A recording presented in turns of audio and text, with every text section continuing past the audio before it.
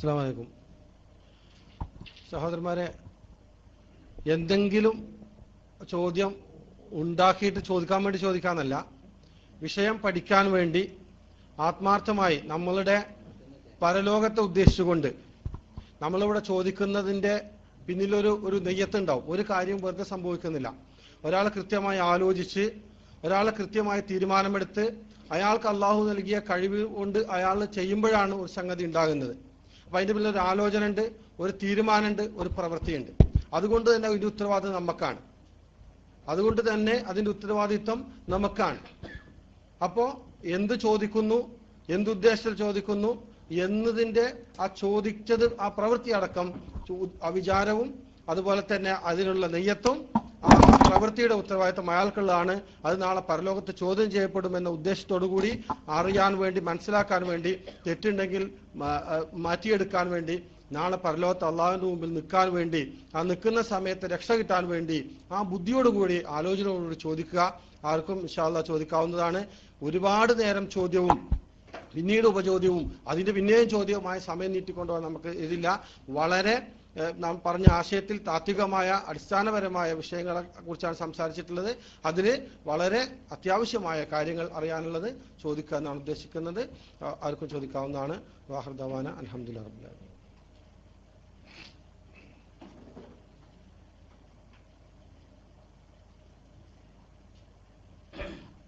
അസ്സലാമു അലൈക്കും. ഒരു മുസ്ലിം സുന്നി വിശ്വാസിയായിട്ടുള്ള ഒരു പണ്ഡിതൻ എഴുതിയ ഒരു കവിത ഉസ്താദ് വായിച്ചു. ഉസ്താദ് വായിച്ചപ്പോൾ എനിക്ക് മനസ്സിലായത് അത് ഉസ്താദ് ദുർവ്യാഖ്യാനം ചെയ്തിട്ടുണ്ട് എന്നുള്ളതാണ്. ഇതിന്റെ തുടക്കം ഉസ്താദ് പറഞ്ഞത് ആദ്യമായി നൂറായി ജനിച്ചു എന്ന് പറയുന്ന കവിതയാണ്. അതൊന്ന് വായിച്ചിട്ട് ഒന്നുകൂടെ ഉസ്താദ് വ്യാഖ്യാനിക്കാൻ കഴിയും. ഈ വഹദത്ത് മാലെ കൂട്ടത്തിൽ ചോദ്യം വേണ്ടെന്ന് ചോദിച്ചാൽ ഫിലിത്ത് ബിൻ നൂറില്ല എന്ന് പറഞ്ഞിട്ടുണ്ട് റസൂൽ എന്ന് പറയുന്നത് ഞാൻ പണ്ഡിതന്മാർ പറഞ്ഞ കേട്ടിട്ടുള്ളതാണ്. ഞാൻ പണ്ഡിതനല്ല. അതുകൊണ്ട് ആ ഒരു ഹദീസുമായിട്ട് ബന്ധപ്പെടുത്തി അതിനൊന്ന് വ്യാഖ്യാനിച്ചു. സഹോദരൻ ചോദിച്ചിട്ടുള്ളത് നബി സല്ലല്ലാഹു അലൈഹി വസല്ലം പ്രകാശത്താൽ പടക്കപ്പെട്ടു എന്ന് പറയുന്നത് ഇപ്പോ വൗജദ നൂറഹു ഖബല ഖൽഖിൽ ആലം വസമ്മാഹു മുഹമ്മദ എന്ന് മങ്കൂസിന്റെ തുടക്കത്തിൽ നബിയുടെ നൂറിനെ അള്ളാഹു ആ ലോകത്തെ പടക്കുന്നതിന് മുമ്പ് തന്നെ പടച്ചു വെച്ചിട്ടുണ്ട് എന്നൊരു മുഹമ്മദ് എന്ന പേര് വെച്ചിട്ടുണ്ട്. അത് സ്വഹീഹായ ഒരു ഹദീസിലും ഇല്ലാത്തതും പ്രവാചകന്റെ പേരിൽ കെട്ടിയുണ്ടാക്കിയതുമായ ഹദീസാണ്. നബി പ്രകാശത്തിന്റെ കള്ളക്കഥ എന്ന് പറഞ്ഞ് ഞാൻ തന്നെ ഇസ്ലാഹ് മാസികയിൽ അതിനെ വളരെ വ്യക്തമായ ഖണ്ഡനം എഴുതിയിരുന്നു. അത് ലക്കം എനിക്ക് ഓർമ്മയില്ല, പണി ഇവിടെ തെരഞ്ഞാൽ കിട്ടും. അതുകൊണ്ട് അത് നിങ്ങളൊന്ന് വായിക്കണമെന്ന് പ്രത്യേകം ഓർമ്മപ്പെടുത്തുകയാണ്. ആ ഇതിന്റെ അടിസ്ഥാനത്തിലാണ് അദ്ദേഹം, അത് സൂഫികൾ എല്ലാവരും വിശ്വസിക്കുന്നതാണ്, നൂറ് മുഹമ്മദ് എന്ന് പറയുന്നത്. നമ്മളെ ആളുകളൊക്കെ പല മാപ്പിളപ്പാട്ടിലുണ്ട് നൂറ് മുഹമ്മദ് സല്ലല്ലാഹു എന്നിട്ട് നബി സല്ലല്ലാഹു അലൈഹി വസല്ലം നൂറ് കൊണ്ട് പടക്കപ്പെട്ടു. ലോകത്തെ പടക്കുന്ന നബിന്റെ നൂറ് പടച്ചിരുന്നു. പിന്നെ ആദം നബിയെ പടക്കുമ്പോൾ ആദം നബിയിലേക്ക് ആ നൂറ് കയറ്റി, പിന്നെ അത് നൂഹ് നബിയിലേക്ക് വന്നു, പിന്നെ ആദം നബി ഇബ്രാഹിം നബിയിലേക്ക് വന്നു, അങ്ങനെ വന്ന് അബ്ദുള്ളയിലേക്ക് വന്നു, എന്നിട്ട് ആമിനയിലേക്ക് വന്നു, എങ്ങനെ പ്രസവിച്ചു എന്നാണ്. അതെല്ലാം കള്ളക്കഥകളാണ്, സ്വഹീഹായ ഹദീസിന്റെ പിൻബലമുള്ളതല്ല. അതിന്റെ അടിസ്ഥാനത്തിലാണ് വഹദത്ത് മാലക്കാരൻ എന്ത് പറഞ്ഞത്, ആദി ഒളിവായി. ആദി എന്ന് പറയുന്നത് ഹുവൽ അവ്വൽ, അള്ളാനെ പറ്റിയാണ്. അത് വഹദത്ത് മാല വ്യാഖ്യാനം എന്ന പേരിൽ നമ്മുടെ KVM പന്താവൂർ എഴുതിയിട്ടുണ്ട്. അതിലും ഈ രൂപത്തിൽ തന്നെ വിശദീകരിച്ചിട്ടുള്ളത്. അള്ളാഹു ഒളിവായി, ഒളിവ് പറഞ്ഞ പ്രകാശം. പിന്നെ റസൂലിന്റെ പ്രകാശം അള്ളാഹുവിന്റെ പ്രകാശത്തിനുണ്ടായതാണ് എന്നാണ് അവർ എത്തിച്ചേരുന്നത്. മനസ്സിലായില്ലേ? രണ്ട് നൂറും അള്ളാഹിന്റെ നൂറിൽ നിന്നാണ് റസൂലിന്റെ നൂറുണ്ടായത്. അത് പിന്നെ ആദമായി വന്ന് ലുഹൂറായി. ആ വെളിച്ചം തന്നെയാണ് പിന്നെ ആദമായി വന്നിട്ട് വെളിപ്പെട്ടുള്ളതും. അമ്പിയ ഔലിയ ആയി വന്ന് പിന്നെ അമ്പിയാക്കളായി മൗലിയാക്കളായി ഒക്കെ വന്നതും ആ നൂറ് തന്നെയാണ്. അവസാനം മക്കത്ത് അതൂ തന്നെ വന്നു. മക്കയിൽ വന്ന റസൂലും അത് തന്നെയാണ്. അപ്പൊ അള്ളാഹു ആണ് വെളിച്ചമായി വന്ന് പിന്നെ നബിമാരായി അവതരിച്ചത്. ഇനി ഖിയാമത്ത് നാൾ വരെ ഇത് വന്നുകൊണ്ടിരിക്കുന്ന പെരുത്ത് ലുഹൂറാത്തുകൾ വലിമാരായി അത് നിലക്കുന്ന നാൾ ലോകാവസാനം എന്നാ. ലോകാവസാനം വരെ അങ്ങനെ ഔലിയാക്കളെ, അമ്പിയാക്കൾ കഴിഞ്ഞല്ലോ, ഇനി ഔലിയാക്കളായിട്ട് ലോകത്ത് അവതരിച്ചു കൊണ്ടിരിക്കുന്നു. അതിലൊരു ദുർവ്യാഖ്യാനമല്ല, അത് സൂഫികളുടെ തൗഹീദിന്റെ ഭാഗമാണ്. അവരെ തൗഹീദ് എന്ന് പറഞ്ഞാല് സട്ടാവും സിട്ടിയും യോജിച്ച് ഒന്നാകലാണ്, ഫന പ്രാപിക്കലാണ്. അതാണ് വഹദത്ത് എന്നത് അവരുദ്ദേശിക്കുന്നത്. വഹദത്ത് മാലാർന്ന ഒന്നാകലാണ്.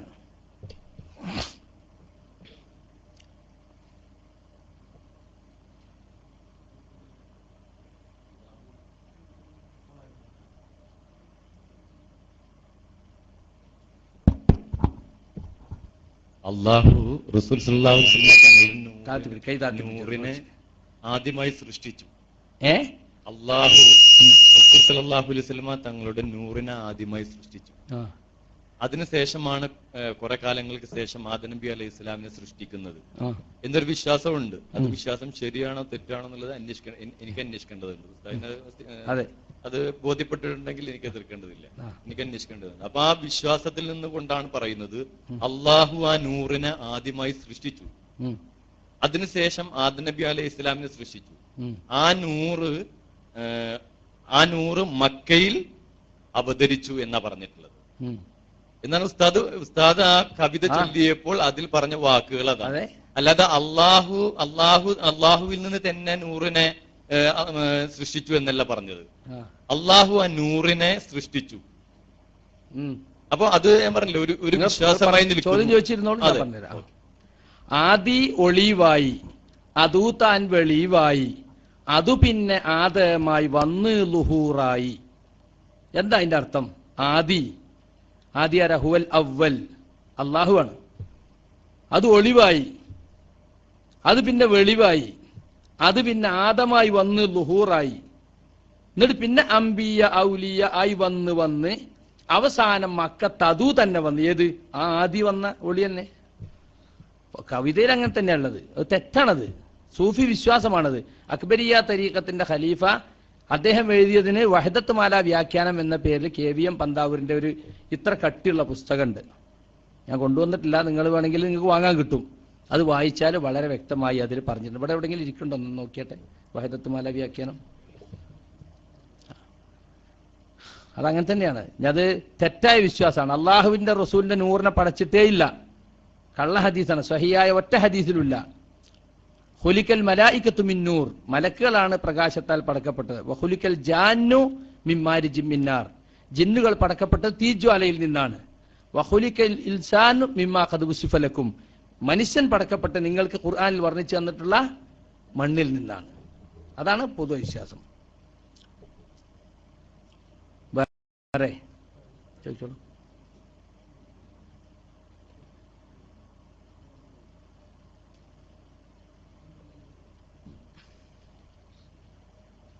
ചോദിക്കാനുണ്ടെങ്കിൽ ചോദിക്കാം, ഇല്ലെങ്കിൽ നമുക്ക് അവസാനിപ്പിക്കാം.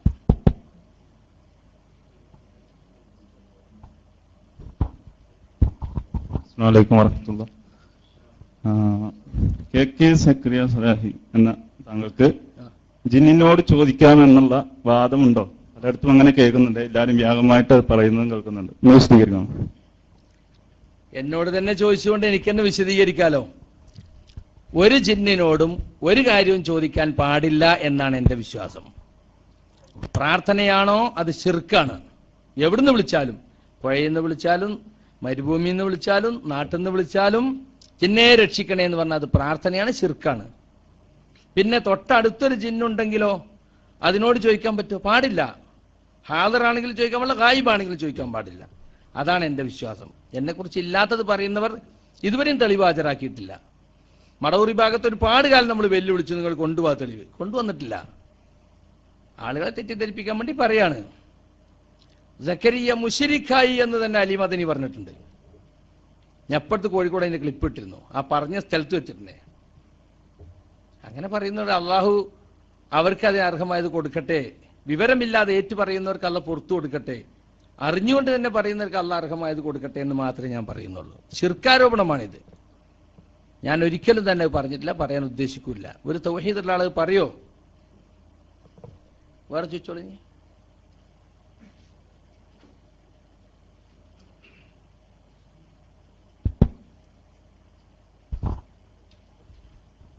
സിഹിർ ബാധ, അതുപോലെ ജിന്നുബാധ, ഇത്തരം വിഷയങ്ങളെ കുറിച്ച് ഒരു ഉദ്ദേശം 19 വർഷമായിട്ട് സലാലയിലുള്ള ആളാണ് ഞാൻ. ഇവിടെ വന്നതിന് ശേഷമാണ് കുറച്ചൊക്കെ ഇസ്ലാമികപരമായിട്ടുള്ള കാര്യങ്ങളെ കുറിച്ച് കുറച്ചെങ്കിലും പല സുഹൃത്തുക്കളിൽ നിന്നും കാര്യങ്ങൾ മനസ്സിലാക്കാൻ കഴിഞ്ഞിട്ടുള്ളത്. ഈ മുന്നിലിരിക്കുന്ന പല സുഹൃത്തുക്കളുമായിട്ട് മുൻകാലങ്ങളിൽ പലപ്പോഴും ഞാൻ ഈ വിഷയങ്ങൾ ഇങ്ങനെ സംസാരിക്കാറുണ്ട് സൗഹാർദ്ദപരമായിട്ട്. അന്നൊക്കെ ഇപ്പൊ ഈ പറയുന്നത് പോലെ തന്നെ സിഹിർ എന്ന് പറയുന്നത് തോന്നലാണ് എന്ന് ഇവര് എന്താ പറയാ വാശിയോടുകൂടി എന്നോട് വാദിക്കുമായിരുന്നു. ഞാനത് തോന്നലല്ല. കാരണം ഒരു ഡോക്ടറെ അടുത്ത് പോയിട്ട് ഒരു രോഗമായിട്ട് ഒരാൾ ചെന്ന് കഴിഞ്ഞാൽ ആ ഡോക്ടർ പറയും നിങ്ങൾക്ക് എന്തോ അങ്ങനെ എന്തോ ബുദ്ധിമുട്ടുണ്ട് തോന്നുന്നു, നിങ്ങൾ ആ രീതിയിൽ വല്ലതും നോക്കിക്കോളൂ എന്ന് പറയാറുണ്ട് പല ഡോക്ടർമാരും. അപ്പൊ ആ കാര്യം ഇവരോട് പറയുമ്പോൾ പോലും ഞാൻ ചോദിക്കാറുണ്ട്, എങ്കിൽ സിഹ്ർ ബാധ ഇല്ല എങ്കിൽ ആ രോഗത്തെ ചികിത്സിക്കാൻ പറ്റുന്ന മരുന്ന് വല്ലതും നിങ്ങൾക്ക് പറയാൻ പറ്റുമോ എന്ന് ചോദിക്കാറുണ്ട്. അപ്പോ സിഹിറിനെ കുറിച്ച് ഏകദേശം 20 വർഷം കൊണ്ട് ഈ രീതിയിൽ ഒരു പരിണാമം ഉണ്ടായെങ്കിൽ ഒരു പക്ഷേ 20 വർഷം കഴിഞ്ഞാൽ ഈ മുജാഹിദ് പ്രസ്ഥാനത്തിന് ഒരുപാട് പരിണാമങ്ങൾ ഉണ്ടാവും എന്ന് ഞാൻ വിശ്വസിക്കുന്നു. കാരണം എന്താ പറഞ്ഞു കഴിഞ്ഞാൽ, സ്ത്രീകൾ പള്ളി പ്രവേശനത്തെ കുറിച്ചിട്ട് നിങ്ങളുടെ പ്രസ്ഥാനം തുടക്കകാലത്ത് പറഞ്ഞിരുന്നത് ആദ്യം ജായിസാണെന്നും പിന്നെ സുന്നത്താണെന്നും അത് പിന്നെ അനുവദിക്കപ്പെട്ടതാണെന്നും പല രീതിയിലും പറഞ്ഞിട്ടുണ്ട്. പല ഉദ്ധരണികളും ഞാൻ വായിച്ച് കേട്ടിട്ടുണ്ട്, ഞാൻ വായിച്ചതല്ല. അതുകൊണ്ട് തന്നെ ഇപ്പൊ ഈ സിഹിർ എന്ന് പറയുന്ന വിഷയത്തെ കുറിച്ച് ഇപ്പൊ ഈ 20 വർഷം കൊണ്ട് ഏകദേശം 15 വർഷമായിട്ട് ഞാൻ ഈ സുഹൃത്തുക്കളൊക്കെ ആയിട്ട് ബന്ധം പുലർത്താറുണ്ട്. അപ്പൊ അവര് അന്ന് എന്നോട് വളരെ നഖശികാന്തം ആ വിഷയത്തെ കുറിച്ച് എതിർത്തുകൊണ്ട് പറയായിരുന്നു അത് തോന്നൽ മാത്രമാണ് എന്ന്. അപ്പൊ ഏകദേശം ഒരു 10-15 വർഷം കഴിഞ്ഞപ്പോ ഈ രീതിയിൽ പരിണാമം ഉണ്ടായെങ്കിൽ ഇൻഷാ അല്ലാഹ് എനിക്ക് എന്റെ മരണത്തിന് മുന്നായിട്ട് ഒരുപാട് പരിണാമങ്ങൾ കാണാൻ കഴിയുമെന്ന് ഞാൻ വിശ്വസിക്കുന്നു. അദ്ദേഹത്തിന്റെ ചോദ്യത്തിൽ ഒരു പരിഹാസവുമുണ്ട്. അതായത് പരിണാമം ഉണ്ടായിന ഞാൻ പറഞ്ഞു, 1960കളിൽ എഴുതപ്പെട്ട വിശുദ്ധ ഖുർആനിന്റെ പരിഭാഷ അമാനി മൗലവിയും അലവി മൗലവിയും PK മൂസ മൗലവിയും എഴുതി KM മൗലവി പരിശോധിച്ചത്. ഞാനൊക്കെ ജനിക്കലിന് മുമ്പ് ഇറങ്ങിയിട്ടുണ്ട്, മനസ്സിലായില്ലേ? 1960കളിൽ 20 കൊല്ലത്തിന് മുമ്പാണല്ലോ, ഉറപ്പല്ലേ? അത് വ്യക്തമായിട്ട് പറഞ്ഞു, വമിൻ ശർരി നഫ്ഫാസാത്തി ഫിൽ ഉഖദ് എന്ന ഖുർആന്റെ തഫ്സീറിൽ വ്യക്തമായിട്ട് അത് പറഞ്ഞിട്ടുണ്ട്. ഞാൻ ആ ഭാഗം വേണമെങ്കിൽ ഒന്ന് വായിച്ച് കേൾപ്പിക്കാം. സിഹിറുകാരെ കൊണ്ടും മന്ത്രവാദക്കാരെ കൊണ്ടും ഉണ്ടാകുന്ന ദോഷങ്ങളും അവർ നടത്തുന്ന പൈശാചിക പ്രവർത്തനവും അധികം വിസ്തരിച്ചു പറയേണ്ടതില്ല. രോഗം മാറ്റുവാൻ, ഭാഗ്യം സിദ്ധിക്കുവാൻ, അന്യൻ ആപത്ത് നേടുവാൻ, തമ്മിൽ പിണക്കമുണ്ടാക്കണം, അങ്ങനെ പലതിന്റെ പേരിലും ഹോമം, ജപം, മുട്ടറുക്കൽ, ഉറുക്ക്, മന്ത്രം, ജ്യോത്സ്യം എന്നിങ്ങനെ പലതും നടത്തിയവർ ജനങ്ങളെ ചൂഷണം ചെയ്യുന്നു. അസ്മായിന്റെ പണിക്കാർ തത്സമാത്തം എന്ന അറബി പേരിൽ അറിയപ്പെടുന്ന രീതിയിൽ ഉൾപ്പെടുന്നവർ തന്നെ. ഇവർ തങ്ങളുടെ മന്ത്രന്തകൾ ചില ഖുർആൻ വചനങ്ങളും ദിക്റുകൾ മുതലായും കൂട്ടിക്കലർത്തുന്നുണ്ട് ഇന്ന് ഒഴിവാകുന്നതല്ല. വേണമെങ്കിൽ ഈ സൂറത്ത് തന്നെ മോദിക്കൊണ്ട് കെട്ടുകളിൽ മന്ത്രിക്കുന്നു. അവരെ കെടുതലിൽ നിന്ന് തന്നെ അവരറിയാതെ അവർ അള്ളാഹുവിൽ ശരണം തേടിയെന്നും വന്നേക്കും.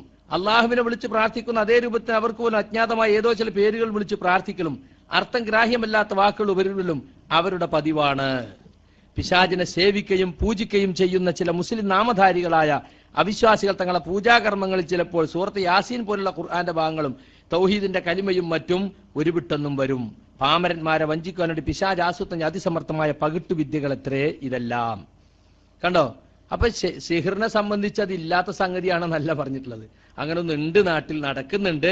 പക്ഷെ ജനങ്ങളെ ചൂഷണം ചെയ്യാൻ ആളുകൾ ചെയ്യുന്ന തെറ്റുകളാണത് എന്നിട്ട് വ്യക്തമായി തന്നെ പറഞ്ഞു. സിഹിറിന് യാഥാർത്ഥ്യമില്ല, ഗുണമായോ ദോഷമായോ ഉള്ള എന്തെങ്കിലും ഫലം ഉണ്ടാകുന്ന തരത്തിൽ ഒരു സിഹിറുമില്ല. കേവലം മനുഷ്യരെ പകിട്ടാക്കുന്ന ചെപ്പിടി വിദ്യകൾ മാത്രമുള്ള പേരാണ് സിഹിർ എന്നിങ്ങനെ ചില അഭിപ്രായങ്ങൾ മുമ്പും ഇപ്പോഴും ഉണ്ട്. മുഅ്തസില വിഭാഗക്കാരിൽ നിന്നാണ് ഇതിന്റെ ഉത്ഭവം. കണ്ടില്ലേ?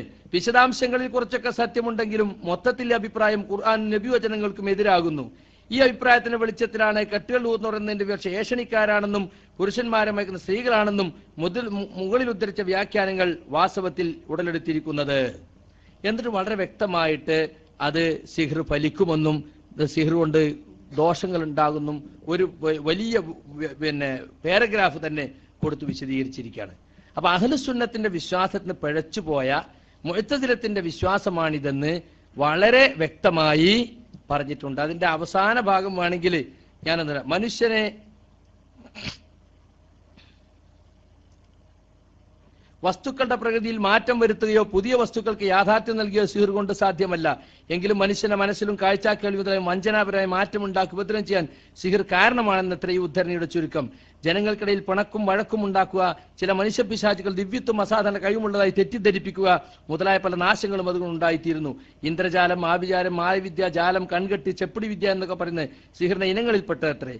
മനുഷ്യനെ മൃഗമാക്കുക, കല്ല് സ്വർണ്ണമാക്കി മാറ്റിയ പല കഴിവുകൾ സിഹിറിനുണ്ടെന്ന ധാരണ തികച്ചും മൗഢ്യവും അടിസ്ഥാനമില്ലാത്തമാകുന്നു. പക്ഷെ അതുകൊണ്ട് സിഹിറിന്റെ എല്ലാ ഇനങ്ങളെയും അവ മൂലം എന്തെങ്കിലും ദോഷം സംഭവിക്കുന്നത് നിഷേധിക്കുവാൻ സാധ്യമല്ല. നേരെ മറിച്ച് സിഹിറിന്റെ ഇനത്തിൽപ്പെട്ടതായി അറിയപ്പെടുന്നതിലൊന്നും തന്നെ ഒരു യാഥാർത്ഥ്യമില്ലെന്ന ധാരണയും ശരിയല്ല. ഇതാണ് വാസ്തവം. അതുകൊണ്ട് തെറ്റിദ്ധരിച്ചതാണ്, അങ്ങനെ ആവില്ല. പിന്നെ ഞാൻ നേരത്തെ പറഞ്ഞല്ലോ, KM മൗലവി എഴുതിയത് മാരണമോ പിശാച് ബാധയോ ഏറ്റിട്ടുണ്ടെന്ന് വിചാരിക്കപ്പെടുന്ന അവസരങ്ങളിൽ അള്ളാഹുവിന്റെ നാമങ്ങൾ, വിശേഷണങ്ങൾ, ഖുർആനിൽ ആയത്തുകൾ, ഹദീസിലുള്ള ദിക്റുകൾ എന്നിവ കൊണ്ട് ചികിത്സ നടത്തുന്നതിന് വിരോധമില്ല മുമ്പ് പറഞ്ഞിട്ടുണ്ട്. അതുകൊണ്ട് പരിണാമം ഉണ്ടായെന്ന് വിചാരിക്കരുത്. ആളുകൾ പഠിക്കാത്ത ആളുകളിൽ ഇപ്പോഴും നിഷേധിക്കുന്നവരുണ്ടല്ലോ. ഇപ്പോ മുജാഹിദുകളാണെന്ന് പറയുന്ന ആളിന് മടവൂർ വിഭാഗം ആളുകൾ ഞങ്ങൾ മുജാഹിദുകളാണെന്നാ പറയുന്നത്. അൽഹംദുലില്ലാ. അതുകൊണ്ട് പരിണാമം ഉണ്ടായിരുന്നു. പിന്നെ സ്ത്രീകൾ ജമാഅത്തിന്റെ കാര്യത്തിൽ അന്നും ഇന്നും നമ്മൾ എഴുതുന്നത് വാദപ്രതിവാദങ്ങളിലൊക്കെ പറയുന്നതും ജായിസും പുണ്യകർമ്മവുമാണെന്നാണ്.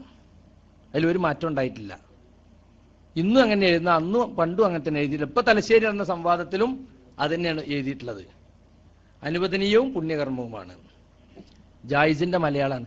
പിന്നെ സൂറത്തുൽ ബഖറ 102 ഇതേ കാര്യം വിശദീകരിച്ചിട്ടുണ്ട്. ഇത് പലിശ തിന്നുന്നവനെ മറിച്ചു വീഴ്ത്തുന്നതിനെ പറ്റി പറഞ്ഞ ആയത്ത് അതിലും വളരെ വ്യക്തമായി തന്നെ പറഞ്ഞിട്ടുണ്ട്. ഇത് ചില ആളുകൾ ഇത് പറയുന്നുണ്ട് അങ്ങനെ മറിച്ചു വീഴ്ത്തലൊന്നും ഇല്ല, അത് ശരിയല്ല എന്നാണ്. പല നിലക്കും അവരുടെ അഭിപ്രായം ശരിയല്ല എന്നാണ് പറഞ്ഞിട്ടുള്ളത്. പിന്നെ ഇപ്പൊ ഇറക്കിയ ജിന്ന് പിശാച് റുക്കിയ പുസ്തകത്തിലും പറഞ്ഞിട്ടുണ്ട്. അൽ ബഖറ 102 എടുത്ത് നോക്കിയാൽ അതിൽ ഹിപ്നോട്ടിസത്തെ വരെ എതിർത്ത് പറഞ്ഞിട്ടുണ്ട്. ചില ആളുകൾ ഹിപ്നോട്ടിസൊക്കെ സത്യാന്ന് വിചാരിക്കുന്നവരുണ്ട്. അതും പൈശാചിക പ്രവർത്തനമാണ്. അതുകൊണ്ട് അതിനൊന്നും നിഷേധിക്കുന്നത് സലഫി മാർഗമല്ല എന്ന് ഓർമ്മപ്പെടുത്തുകയാണ്. ഇനി അവസാനിപ്പിക്കുന്നുണ്ട്. 12 മണിയാണ്. ഒന്ന് കൊടുത്തേ, ഒരു ചോദ്യം ചോദിച്ചോട്ടെ.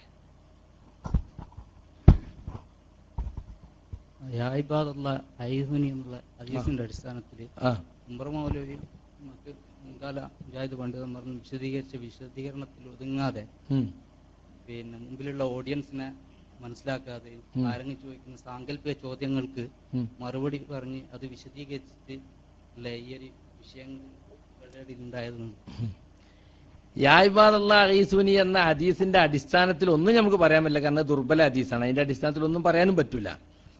അത് തെളിവാക്കി പറയുന്നവർക്ക് മറുപടി കൊടുക്കുമ്പോൾ 2 നിലക്ക് മറുപടി കൊടുത്തിട്ടുണ്ട്. ഒന്ന്, അത് ലഈഫാണ്, അതുകൊണ്ട് അമൽ ചെയ്യാൻ പാടില്ല. 2, സഹീഹാണെങ്കിൽ തന്നെയും അതിൽ പ്രാർത്ഥനയില്ല. കാരണം ശബ്ദം കേൾക്കുന്ന പരിധിയിൽ അവിടെ അള്ളാഹു ഏർപ്പെടുത്തിയിട്ടുള്ള മലക്കുകളോ ജിന്നുകളോ അവർ കേട്ടിട്ട് അവരെ കയ്യിൽപ്പെട്ട് ചെയ്യട്ടെ എന്നേ ഉദ്ദേശിക്കുന്നുള്ളൂ. ഇതിൽ ദുആ അത് പറയാൻ പാടില്ല എന്നാ ഇപ്പൊ പറയണത്. അത് പറഞ്ഞ അതാണ് ഇപ്പൊ ഉള്ള പ്രശ്നം. ശബ്ദം കേൾക്കുന്ന പരിധിയിൽ ഹാദറായ പരിധിയിലുള്ള ജിന്ന് അല്ലെങ്കിൽ മലക്ക്, അതാ ഹദീസിൽ തന്നെ ഉള്ളതാണ്. ഇന്നലില്ലാഹി ഫിൽ അർളി ഹാലിറൻ, യായിബാദ് ഹദീസിലുള്ളതാണ്. ആ പ്രദേശത്ത് അള്ളാഹ്ക്ക് വേണ്ടി ഹാലിറായ ചിലരുണ്ട്. ഇബാദൻ ലാ നറാഹും, നമ്മൾ കാണാത്ത അടിമകൾ. പിന്നെ ലൈസ ബിഹാ അനീസ്, മനുഷ്യരാരും അവിടെ ഇല്ല. അതാ ആ അടിസ്ഥാനത്തിൽ നമ്മൾ പറഞ്ഞാണിത്. അതിൽ പ്രാർത്ഥന ഇല്ലാന്ന് ഇന്നും അതന്നെ പറയണത്. 2012 വരെ തന്നെ ഇപ്പൊ പറഞ്ഞത് പ്രാർത്ഥന ഉണ്ട് എന്ന് പറയണം. അങ്ങനെ പറയാൻ പറ്റുമോ? അത് പറഞ്ഞാൽ അല്ലാത്ര വിളിച്ച് പ്രാർത്ഥനകൾക്ക് തെളിവായി, ദ്വായി. അതുകൊണ്ട് ഇത് നമ്മള് മടവൂർ വിഭാഗം ഇത് കുത്തിപ്പൊക്കുകയും അത് പിന്നെ സമസ്തക്കാർ ഏറ്റെടുക്കുകയൊക്കെ ചെയ്തപ്പോ വിശദീകരണം നൽകുക മാത്രമേ നമ്മൾ ചെയ്തിട്ടുള്ളത്. സ്വാഭാവികമായും ചോദ്യങ്ങൾ ചോദിക്കുമ്പോൾ ഉത്തരം പറയാതിരിക്കാൻ പറ്റൂല. അതുകൊണ്ട് ഉത്തരം പറഞ്ഞു എന്ന് മാത്രം. അസ്സലാമു അലൈക്കും. ഈ സമസ്തക്കാര് ഷാഫി മദഹബുകാരും അശ്ശരി തരീഖത്ത് എന്ന് പറയും. ഈ അശ്ശരി തരീഖത്ത് എന്താണെന്ന് വിശദീകരിക്കും. അശ്ശരി തരീഖത്ത് വിശദീകരിക്കപ്പോൾ സമയമില്ല. ഒരുപാട് കാര്യം അസ്മാ സിഫാത്തുമായി ബന്ധപ്പെട്ട ഒരുപാട് വിഷയങ്ങൾ അതിൽ വരുന്നുണ്ട്. വിശദീകരിക്കാൻ സമയമില്ല. ഇപ്പോൾ അത് വിശ്വാസ കാര്യങ്ങളിൽ ഒരുപാട് കാര്യങ്ങളുണ്ട് ഇതിൽ.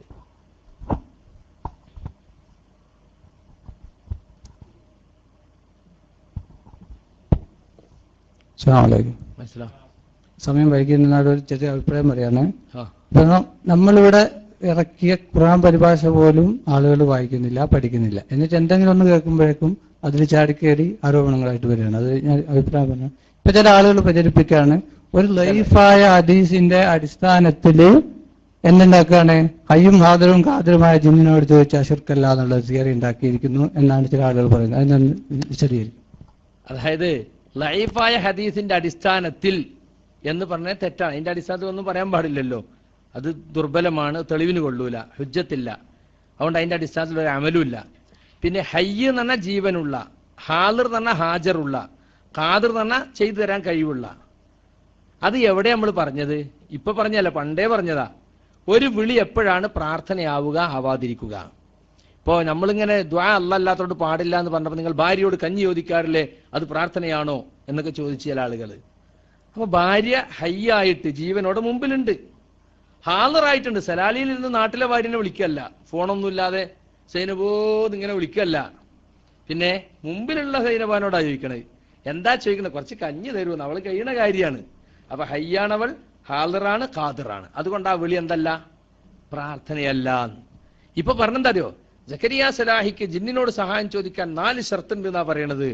1 ഹയ്യായിരിക്കണം, 2 ഹാളിറായിരിക്കണം, 3 ഖാദിറായിരിക്കണം, 4 മുസ്ലിം ആയിരിക്കണം. പച്ച നുണയങ്ങോട്ട് പറയണ്ടേ? 4 അല്ല 40 ഷർത്തുണ്ടെങ്കിലും ചോദിക്കാൻ പാടില്ല എന്നാ നമ്മളെ വാദം. ആളുകൾ നുണ പറയുന്നതിൽ യാതൊരു പേടിയില്ല. ആരെക്കുറിച്ച് ഏത് നുണയും പറയാന്നുള്ളതാണ്. അതുകൊണ്ട് നമ്മൾ സൂക്ഷിക്കണം അതൊക്കെ. ഏതായാലും 10-11 വർഷത്തിന് ശേഷമാണ് ഇവിടെ വന്നത്. കുറെ പഴയ മുഖങ്ങൾ പലതും കാണുന്നുണ്ട്, കുറെ പുതിയ ആളുകളെ കാണുന്നുണ്ട്, പലരെയും പരിചയപ്പെട്ടിട്ടുണ്ട്.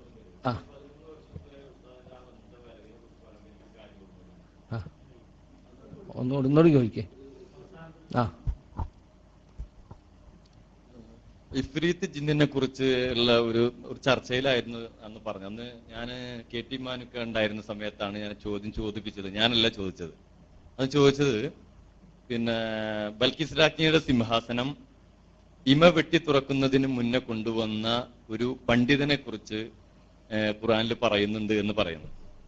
അപ്പോ അത് ആസിഫ്നു ബർസഖിയ എന്ന് പറയുന്ന പണ്ഡിതനാണ് എന്ന് അഭിപ്രായപ്പെട്ട പണ്ഡിതന്മാരുമുണ്ട്. അപ്പൊ അന്ന് ഉസ്താദ് എന്റെ വിശ്വാസം അനുസരിച്ചിട്ട് ആസിഫിന് ബർസഖിയ കൊണ്ടുവന്നു, പേരിൽ വ്യത്യാസം ഉണ്ടെങ്കിലും ഒരു പണ്ഡിതനായ ഒരു മനുഷ്യൻ കൊണ്ടുവന്നു എന്നുള്ളതാണ് ഞാൻ വിശ്വസിക്കുന്നത്. ഞാൻ പഠിച്ചെടുത്തോളം കാര്യങ്ങൾ മനസ്സിലാക്കുന്നത്. ഉസ്താദ് അന്ന് പറഞ്ഞു അത് നമ്മുടെ വിശ്വാസത്തിൽ ശരിയല്ല, അത് സുലൈമാൻ നബി അലൈഹി ഇസ്ലാം തന്നെയാണ് കൊണ്ടുവന്നത് എന്നാണ് ഉസ്താദ് പറഞ്ഞത്. ഇപ്പൊ ഈ ജിന്നിനെ കുറിച്ച് പറഞ്ഞ കാര്യങ്ങൾ പറഞ്ഞപ്പോ ജിന്നിനെക്കാട്ടിലും കൂടുതൽ കഴിവ് മനുഷ്യനുണ്ട് എന്നുള്ളതിലേക്കല്ലേ ഖുർആന്റെ ആ ആയത്ത് കൊണ്ട് അർത്ഥമാക്കുന്നത്? ജിന്നിനേക്കാൾ കഴിവ് മനുഷ്യനുണ്ട് എന്നുള്ള ആയത്തൊന്നും വേണ്ട. അങ്ങനെ തന്നെയാണ്. മനുഷ്യന് പല കഴിവുകളും ഉണ്ട്. അതെന്തായാലും കൊണ്ടുവന്നിട്ടില്ല. ഹിമ വെട്ടി തുറക്കുമ്പോൾ കൊണ്ടുവന്നത് ജിന്നും അല്ല മനുഷ്യനും അല്ല. അള്ളാഹുവിനോട് പ്രാർത്ഥിച്ചപ്പോൾ അള്ളാഹു എത്തിച്ചു കൊടുത്തതാണ്. സുലൈമാൻ നബിയാണ് യഥാർത്ഥത്തിൽ ആ പ്രാർത്ഥന നടത്തിയത്. ആരും പോയി കൊണ്ടുവന്നതല്ല. പെട്ടെന്ന് പ്രാർത്ഥിച്ചു, പെട്ടെന്ന് അവിടെ എത്തി. മുഹമ്മദ് ബിൻ മുൻഖദർ എന്ന് പറഞ്ഞ താബി പണ്ഡിതനിൽ നിന്നും അത് സുലൈമാൻ നബി തന്നെയാണെന്ന് റിവായത്ത് വന്നിട്ടുണ്ട്. തഫ്സീർ ബഗവിയിൽ അതുണ്ട്. അതിന്റെ അടിസ്ഥാനത്തിലാണ് പറഞ്ഞത്. റാസി അത് 5ഓളം കാരണങ്ങൾ നിരത്തിക്കൊണ്ട് അത് സുലൈമാൻ നബിയാണ് എന്ന് പറഞ്ഞിട്ടുണ്ട്. അതിൽ അദ്ദേഹം പറഞ്ഞ കാരണങ്ങളിൽ ഒന്ന്, സുലൈമാൻ ഖുർആൻ ഉപയോഗിച്ച വാക്കെന്താ? ഖാലല്ലദീ ഇൻദഹു ഇൽമും മിനൽ കിതാബ്. വേദഗ്രന്ഥത്തിൽ അറിവുള്ള ഒരാൾ പറഞ്ഞു. ഒരു നബി ഉണ്ടായിരിക്കുമ്പോ ആ നബിയേക്കാൾ വേദഗ്രന്ഥം അറിയുന്ന വേറൊരാൾ ഉണ്ടാവോ? അമ്മ അയാളല്ലേ നബിയാണ്ട്? അത് വേറെ നബിയല്ലേ? അത് വേറെ നബി അല്ല. അല്ല, ഒരു അഭിപ്രായ വ്യത്യാസമല്ല. അദ്ദേഹം നബിയാണ്. അപ്പൊ പണ്ഡിതന്മാർക്ക് അഭിപ്രായ വ്യത്യാസം ഉണ്ടാവും. അത് നബിയാണ്. അല്ല, പ്രവാചകൻ ഉണ്ടാകാം. പക്ഷെ പ്രവാചകന്റെ അനുയായികളിൽ ഒരാള്. അതപ്പോ തന്റെ സദസ്സിലുള്ള അനുയായികളോടാണ് ആര് പറയണത്? സുലൈമാൻ നബി പറഞ്ഞ അയ്യുക്കും യഅ്തീനി ബിഅർശിഹ എന്ന് പറഞ്ഞത്. അത് ഞാൻ പറഞ്ഞല്ല. റാസി പറഞ്ഞ 5 ന്യായങ്ങളിൽ ഒരു ന്യായം ഞാൻ എടുത്തു പറഞ്ഞാണ്. ഇഫ്രീത്ത് പറഞ്ഞ എന്താണ്? നിങ്ങൾ ഈ സദസ്സ് എണീക്കുന്നതിന് മുമ്പ് ഞാനത് കൊണ്ടുവന്നു തരാം എന്ന് പറഞ്ഞു. അപ്പോഴാണ് അത്ഭുതകരമായി ഒന്നും അതിലില്ല. നമ്മളെ വാചകങ്ങളാണ്. ഖുർആന്റെ വാക്കെന്താ? ഖാലല്ലദീ ഇൻദഹും ഇൽമും മിനൽ കിതാബ് അന ആതീക ബിഹി എന്താണ്? ഖബലൻ യർതദ ഇലൈക തർഫു. അത് സുലൈമാൻ നബി തന്നെയാണെന്ന് താബിയിൽ നിന്ന് റിവായത്ത് വന്നതോടെ പിന്നെ നമ്മളെ തർക്കത്തിന് അവകാശമല്ല. മുഹമ്മദ് മുൻഖദർ വ്യക്തമായി പറഞ്ഞിട്ടുണ്ട്. വേറൊരാൾ എഴുതി തന്നിട്ടുള്ളത്, നിങ്ങൾ AP-യുടെ അടുത്ത് പോയി നമുക്കും ഒരു ജിന്നിറക്കൽ കേന്ദ്രം തുടങ്ങണമെന്ന് പറഞ്ഞു എന്ന് ഇവിടെ ആളുകൾ പ്രചരിപ്പിക്കുന്നത് ചുരുക്കി വരിക്കുക. ഇവിടെ ജിന്ന് കയറുമെന്ന് തന്നെ സമ്മതിക്കാത്തവരാണ് ഈ ഇറക്കണിനെ പറ്റി തർക്കിക്കണത്. അതാ വലിയ രസം. അടിച്ചിറക്കാന്നറിയും. അപ്പൊ ഞാൻ ചോദിക്കും, അടിക്കാതെ ഇറക്കാൻ ഇങ്ങനെ സമ്മതിക്കുമെന്ന് ചോദിക്കും. അങ്ങനെ ഇറങ്ങണമെങ്കിൽ കയറിയിട്ട് വേണ്ടേന്ന് അടുത്ത വാക്ക്. അപ്പൊ കയറും തന്നെ വിശ്വസിക്കാത്തവനാ. ജിന്ന് ശരീരത്തിൽ പ്രവേശിക്കും എന്ന് തന്നെ വിശ്വസിക്കാത്തവനാണ് എങ്ങനെ ജിന്നിനെ ഇറക്കും? അടിച്ചിറക്കണോ, ഊതി ഇറക്കണോ, മാന്തി ഇറക്കണോ, നുള്ളി ഇറക്കണോ, ഒഴിഞ്ഞിറക്കണോ എന്നൊക്കെ തർക്കിക്കണേ. അപ്പൊ അതുകൊണ്ട് ഞാൻ AP അബ്ദുൽ ഖാദർ മൗലവിയോട് പറഞ്ഞത്, തൗഹീദുള്ള ഒരാൾക്ക് ഇങ്ങനത്തെ ഒരു സംഗതി വന്നാൽ നമ്മൾ ആരെടുത്തേക്കാ വിടുക? മൂല്യന്മാരത്തേക്കും തങ്ങന്മാരത്തേക്കും നമ്പൂരിലെത്തേക്കും പണിക്കരത്തേക്കും വിടാൻ പറ്റുമല്ലോ. തൗഹീദുള്ള ഒരാളത്തേക്കല്ലേ പറഞ്ഞയച്ചൂടൂ. എനിക്ക് ഏതായാലും അത് ചെയ്യാൻ അറിഞ്ഞുകൂടാ. അതുകൊണ്ട് ഞാൻ തൗഹീദുള്ള നമ്മുടെ KNM അനുകൂലിക്കുന്ന ഒരാളുടെ അടുത്തേക്ക് പറഞ്ഞയച്ചു എന്നാണ്. അപ്പൊ എങ്ങോട്ടയക്കും? അവിടെ അങ്ങോട്ട് ക്ലിപ്പ് മുറിക്കുമാര് അനസ് മുസ്ലിയാര് എങ്ങോട്ടയക്കും എന്നാ ചോദിക്കുന്നത്. അവർക്കൊക്കെ ഏർവാടിയില്ലേ, മറ്റില്ലേ, നമുക്കൊരു കേന്ദ്രം വേണ്ടി എന്നാ പറയുന്നത്. എനിക്കില്ലാത്ത വാദം എന്റെ പേരിൽ പറഞ്ഞുണ്ടാക്കുക. മനസ്സിലായില്ലേ? പിന്നെ കേന്ദ്രം എന്ന് പറഞ്ഞാൽ 2 നിലക്കുണ്ടാവും. ഒന്ന് ഒരു ക്ലിനിക്കായിട്ട് നടത്തുക, ഇങ്ങനെ ജിന്ന് ഇറക്കൽ ക്ലിനിക്. സമയം രാവിലെ 10 മുതൽ 5 മണി ഇത്ര മണി വരെ, ഫീസ് ഇത്ര, ടോക്കൻ, ഇങ്ങനെ ഒരു നടത്തുന്നതിന് തെറ്റാണത്. ബിസിനസ് ആകും, യാതൊരു സംശയമില്ല. അങ്ങനെ നടത്താൻ പാടില്ല, എതിരാണ്. പിന്നെ ചില പള്ളികളുടെ ഒക്കെ സൈഡില് ഈ അവിടുത്തെ പള്ളിയിലെ ഇമാമുമാര് ചിലപ്പോൾ റുഖിയ നടത്തി കൊടുക്കും. അതിന് പ്രത്യേക റൂം ഉണ്ടാവും. അതും കേന്ദ്രം എന്ന് വേണമെങ്കിൽ ഇവർക്ക് പറയാം. അത് തെറ്റായ കാര്യമല്ല. ഒരു ക്ലിനിക്കായി ബിസിനസ്സായി നടത്തുമ്പോൾ അത് തെറ്റായ കാര്യമാണ്. ഇപ്പോൾ വീട്ടിൽ വെച്ച് ഓതാൻ പാടില്ല. വീട്ടിൽ ഓതിയാ പറയും വീട്ടിൽ ജിന്നിറക്കിയോന്ന്, പള്ളിയിൽ ഓതിയാ പറയും പള്ളിയിൽ ജിന്നിറക്കിയോന്ന്, മദ്രസയിൽ ഓതിയാൽ മദ്രസ ജിന്നിറക്കിയോന്ന്. പിന്നെ ആകാശത്ത് നിന്ന് ഓതാൻ പറ്റുമോ? എവിടെയെങ്കിലും സ്ഥലത്ത് ഓതേണ്ടത്. അപ്പൊ ഏതെങ്കിലും പള്ളിന്റെ ചെരുവില് ചില സ്ഥലത്ത് എന്ത് ചെയ്യും, ഇമാമുകാർ പറയാം അവിടെ കൊണ്ടുവന്ന് ഇരുത്ത മോനെ എന്ന് പറയും, ഓതി കൊടുക്കും. അങ്ങനത്തെ ചില സ്ഥലങ്ങളൊക്കെ സൗദിയിലും മറ്റുമൊക്കെ ഉണ്ട്. അത് തെറ്റായൊരു കാര്യമല്ല. പക്ഷെ ഒരു ക്ലിനിക്ക് മോഡൽ അത് നടത്തുന്നത് അത് മന്ത്രവാദത്തിലേക്കും മന്ത്ര ബിസിനസ്സിലേക്കും പോകും. അത് നമ്മൾ എക്കാലത്തും എതിർക്കുന്നു. ശരയ്യായ മന്ത്രം ഒരു ഉപകാരം എന്ന നിലയ്ക്ക് മറ്റൊരു സഹോദരന് ചെയ്തു കൊടുക്കേണ്ട കാര്യമാണ്. പിന്നെ ഒരാൾക്കൊരു സുഖം കിട്ടിയിട്ട് അയാൾ എന്തെങ്കിലും ഗിഫ്റ്റ് ആയിട്ട് കൊടുത്താലൊക്കെ വാങ്ങുക. അതല്ലാത്ത നമ്മളെ നാട്ടിലെ ഡോക്ടർമാരെ ഫീസ് പോലെ രോഗം മാറിയാലും മാറിയില്ലെങ്കിലും ഓരോ 150 എന്ത് ചെയ്യണം, അവിടെ കൊടുത്തോളണം. ആ രീതിയിലുള്ള ബിസിനസ് ആക്കാൻ പാടില്ല എന്നാണ് ഞാൻ AP-യോട് പറഞ്ഞ. ഇത് മാത്രമാണ് തൗഹീദുള്ളൊരു കുട്ടി നൂലും മന്ത്രവും വലിച്ചെറിഞ്ഞ് തൗഹീദിലേക്ക് വന്നൊരു കുട്ടി, അങ്ങനത്തെ ഒരു കുട്ടിക്ക് ഇതുണ്ടായാൽ എന്തു ചെയ്യും എന്ന് ഞാൻ ചോദിച്ചിട്ടുണ്ട്. വ്യക്തമായി AP-നോട് മറുപടി പറഞ്ഞില്ല. അപ്പൊ AP-നോട് പറയാം, അപ്പൊ ഇതിന് ചികിത്സിക്കുന്ന ആൾ തന്നെയാണില്ലേ, എന്നെ പറ്റി കേട്ട് ശരി തന്നെയാണില്ലേ, അതാ എന്റെ മറുപടി. ഞാൻ ചോദിച്ചതല്ലല്ലോ ആരുടെ അടുത്തേക്ക് അയക്കും, നിങ്ങൾ പറഞ്ഞു തരി, തൗഹീദുള്ള ആഴത്തേക്കല്ല വേറെ ആഴത്തേക്ക് അയക്കുക എന്ന് ചോദിച്ചതാണ്. ഏതായിരുന്നാലും എനിക്ക് പറയാനുള്ള എന്താ പറയുക, കേട്ടിന്റെ അടിസ്ഥാനത്തിൽ ദീനി കാര്യങ്ങളിൽ തർക്കിക്കരുത്. തർക്കം എന്ന് പറയുന്നത് അള്ളാഹുവിന്റെ ദീനിൽ തർക്കിക്കണമെങ്കിൽ നമുക്കതിനെപ്പറ്റി അറിവ് വേണം. അള്ളാഹു പറഞ്ഞു എന്ന് നമ്മൾ പറയണമെങ്കിൽ അള്ളാഹ് പറഞ്ഞു നമുക്ക് ഉറപ്പ് കിട്ടണം. റസൂൽ പറഞ്ഞു എന്ന് ഉറപ്പ് കിട്ടണം. അല്ലെങ്കിൽ അള്ളാഹിന്റെ പേരിൽ കളവ് പറയൽ വലിയ കുറ്റം, റസൂലിന്റെ പേരിൽ കളവ് വലിയ കുറ്റം. തർക്കിക്കാൻ വേണ്ടി മാത്രം പഠിക്കുന്നത്. നബി സല്ലല്ലാഹു അലൈഹി വസല്ലം പറഞ്ഞിട്ടുണ്ട്, മൻ തലബൽ ഇൽമ ലിയുമാരിയ ബിഹി സുഫഹാഅ വ യുജാരിയ ബിഹിൽ ഉലമാഅ ഔ യസ്രിഫ ബിഹി വുജൂഹൻ നാസി ഇലൈഹി അദ്ഖലഹു അല്ലാഹു അന്നാർ. പണ്ഡിതന്മാരുടെ സാമീപ്യം കിട്ടാൻ, വിവരമില്ലാത്തവരോട് തർക്കിക്കുവാൻ, ജനങ്ങളുടെ ശ്രദ്ധ തന്നിലേക്ക് തിരിച്ചുവിടാൻ വേണ്ടി ആരെങ്കിലും ഇൽമ തേടിയാൽ അവനെ അല്ലാഹു നരകത്ത് കടത്തുന്നു. അങ്ങനെ ഇൽമ തർക്കിക്കാൻ വേണ്ടി ഇൽമ നേടരുത്. മനസ്സിലായില്ലേ? തർക്കം ആവശ്യമെങ്കിൽ അനാവശ്യമായ തർക്കം തന്നെ നമ്മളെ നരകത്തിലെത്തിക്കും. ഇന്ന് അവസാനിപ്പിക്കാം.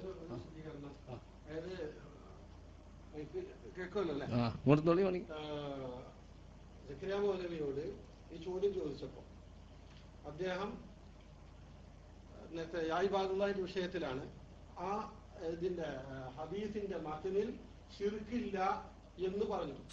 ശിർക്കില്ല എന്ന് മാത്രമാണോ പറഞ്ഞത്? അതും കൂടി അദ്ദേഹം ഒന്ന് പറയുന്നു. കാരണം എന്താ വെച്ചാല് ശിർക്കില്ല എന്ന് പറഞ്ഞാൽ അതിന്റെ അപ്പുറത്തെന്താണ്, അപ്പൊ അത് അനുവദിക്കാമല്ലേ എന്ന് പറഞ്ഞിട്ട് സ്വീകരിച്ചിട്ടില്ല. അതായത് ആളുകളെ ഒരു കാര്യം ശിർക്കല്ല കണ്ടോ, ശിർക്കല്ല എന്നാ പറഞ്ഞത്, അപ്പൊ തെറ്റല്ല എന്നാണ് ആളുകൾ അതിനെ മനസ്സിലാക്കുന്നത്. ശിർക്കല്ലാത്ത ഒരുപാട് കാര്യമുണ്ട്.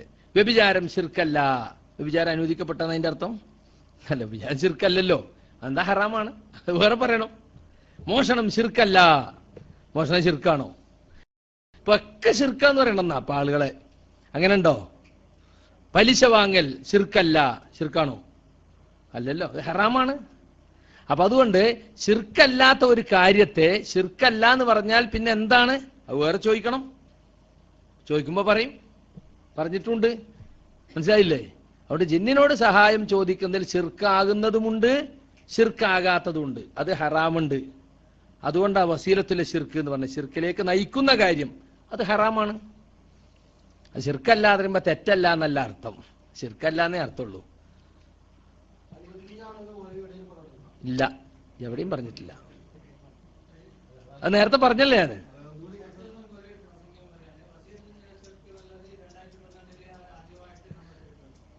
നമ്മളങ്ങനെ പലതും കേട്ടിട്ടുണ്ടാവില്ല. നമ്മൾ കേൾക്കാത്ത എന്തെല്ലാം കാര്യം ഇസ്ലാമിലുണ്ട്. അത് നമ്മളെ കുറ്റം എന്നല്ലാതെ പല കാര്യങ്ങളും ശിർക്കിലേക്കുള്ള വസീലയാണെന്ന് പണ്ഡിതന്മാർ എഴുതി. ഇബ്നുൽ ഖയ്യിം ഖബർ കെട്ടിപ്പൊക്കിനെ പറ്റി വസീലത്ത് ശിർക്ക് സാദുൽ മഅദിൽ എത്ര കൊല്ലം നൂറ്റാണ്ടിലും എഴുതി വെച്ചിട്ടില്ലേ? നമ്മൾ കണ്ടിട്ടുണ്ടാവില്ല. ഏതായിരുന്നാലും നമുക്ക് അവസാനിപ്പിക്കാം. അള്ളാഹു സുബ്ഹാനഹു വ തആല അവന്റെ ദീനിനെ കുറിച്ച് കൂടുതൽ പഠിക്കാൻ നമുക്കൊക്കെ താല്പര്യവും തൗഫീഖും നൽകുമാറാകട്ടെ. തിരക്ക് പിടിച്ച ജീവിതത്തിനിടയിലും ഇതൊക്കെ കേൾക്കാനും പഠിക്കാനും നാം സമയം കണ്ടെത്തണം. ആശയക്കുഴപ്പങ്ങൾ ഉണ്ടാക്കുക എന്നുള്ളത് ശൈത്താന്റെ അജണ്ടയാണ്. അത് ഉണ്ടായിക്കൊണ്ടേയിരിക്കും, അവസാനം വരെ ഉണ്ടാകും. അവസാനത്തെ ആശയക്കുഴപ്പക്കാരനാണ് ദജ്ജാല്. മനസ്സിലായില്ലേ? അവൻ ഉണ്ടാക്കുന്ന ആശയക്കുഴപ്പങ്ങൾ കേട്ടിട്ടുണ്ടാവും. ചെടി മുളപ്പിച്ച് കാണിക്കും, ഒരാളെ കൊണ്ടത് 2 കഷ്ണമാക്കി ജീവിപ്പിച്ച് കാണിക്കും, അല്ലേ? പടച്ചോൻ വന്നിരിക്കുന്നു എന്ന് പറഞ്ഞാൽ അവന്റെ പിന്നാലെ കൂടാൻ പറ്റുമോ? പറ്റൂല. ആ രീതിയിലുള്ള ആശയക്കുഴപ്പങ്ങൾ അവസാന കാലത്തുണ്ടാവും.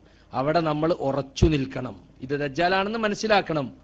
നബി പറഞ്ഞു, ദജ്ജാൽ ഇറങ്ങി നിട്ടാ പോയി നോക്കരുത്. എന്താ?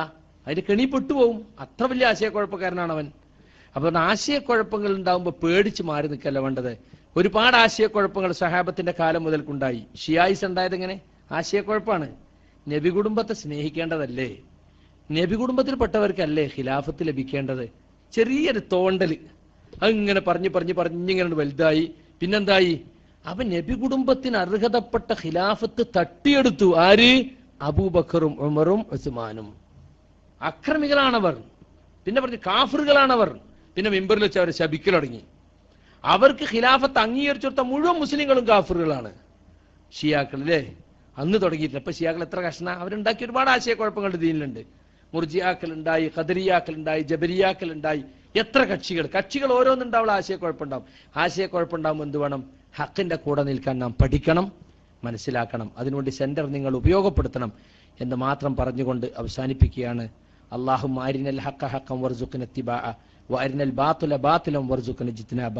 അല്ലാഹുമ്മ ഗ്ഫിർ ലിൽ മുഅ്മിനീന വൽ മുഅ്മിനാത്ത് വൽ മുസ്ലിമീന വൽ മുസ്ലിമാത്ത് അൽ അഹ്യാഇ മിൻഹും വൽ അംവാത്ത് ഇന്നക മുജീബുദ് ദഅവാതി യാ ഖാദിയൽ ഹാജാത്ത്. റബ്ബനാ ആതിനാ ഫിദ് ദുനിയ ഹസന വഫിൽ ആഖിറതി ഹസനത വഖിനാ അദാബന്നാർ. ആമീൻ ബിറഹ്മതിക യാ അർഹമർ റഹീമീൻ. അസ്സലാമു അലൈക്കും.